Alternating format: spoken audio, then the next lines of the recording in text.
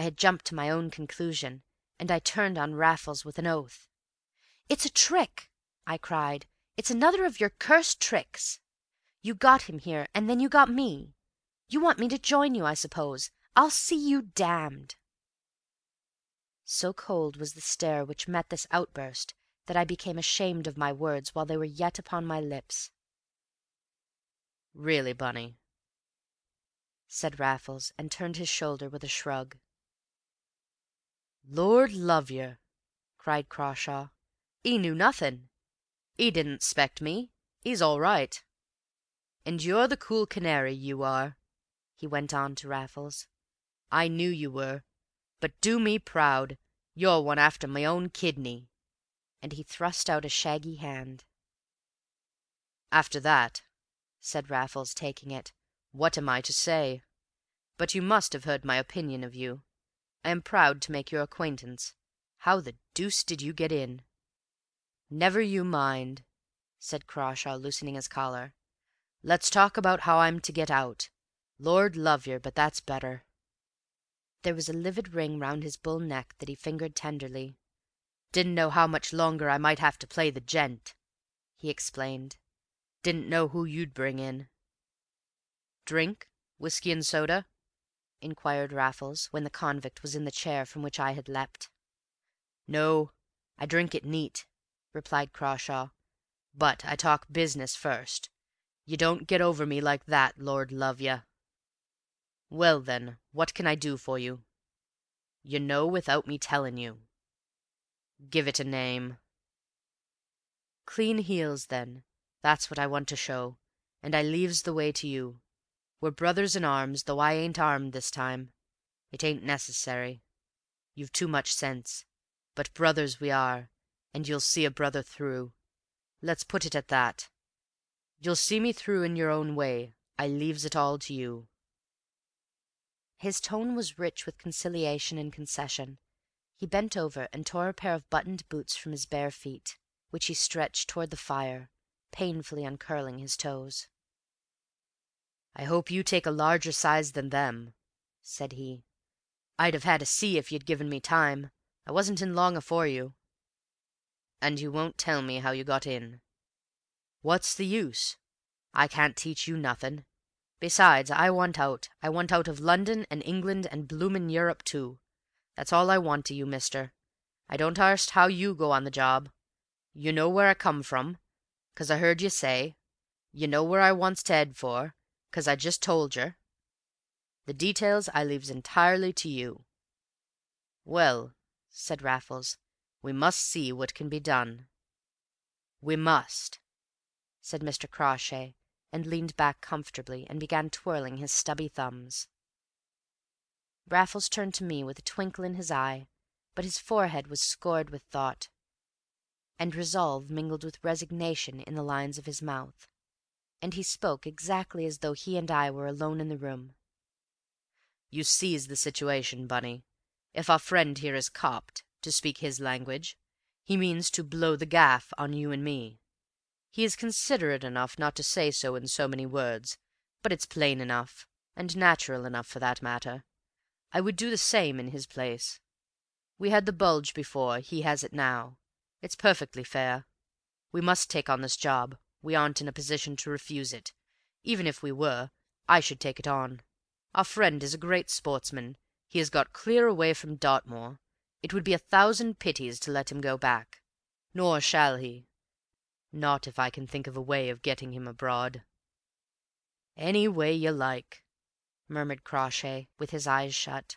"I leaves the whole thing to you. But you'll have to wake up and tell us things." "All right, mister, but I'm fair on the rocks for a sleep." And he stood up blinking. "Think you were traced to town?" "Must have been." "And here?" "Not in this fog, not with any luck." Raffles went into the bedroom, lit the gas there, and returned next minute. "So you got in by the window?" "That's about it."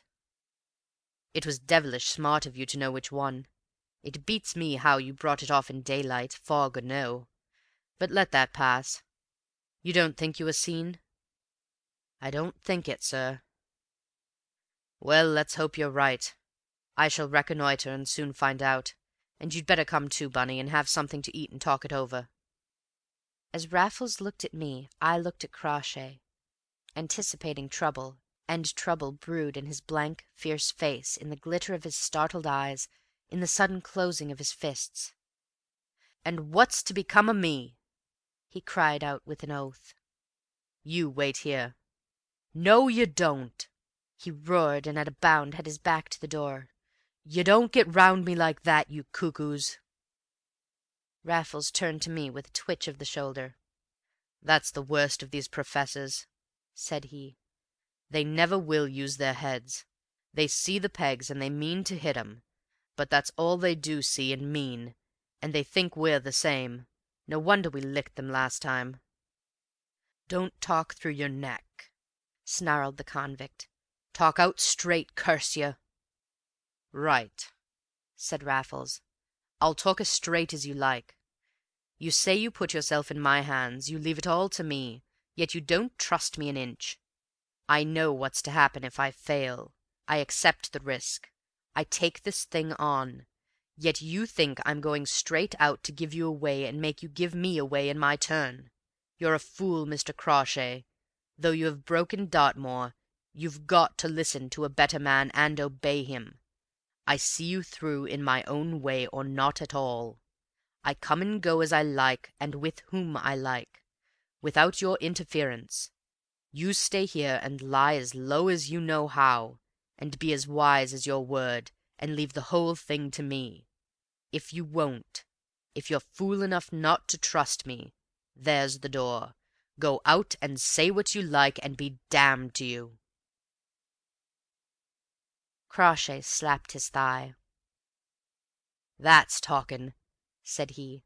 "Lord love yer, I know where I am when you talk like that. I'll trust you. I know a man when he gets his tongue between his teeth. You're all right. I don't say so much about this other gent, though I saw him along with you on the job that time in the provinces. But if he's a pal of yours, Mr. Raffles, he'll be all right too. I only hope you gents ain't too stony." And he touched his pockets with a rueful face. "I only went for their togs," said he. "You never struck two such stony broke cusses in your life." "That's all right," said Raffles. "We'll see you through properly. Leave it to us, and you sit tight." "Right, said Crawshay. "And I'll have a sleep time you're gone. But no spirits, no thank'ee, not yet. Once let me loose on the lush, and Lord love yer, I'm a gone coon."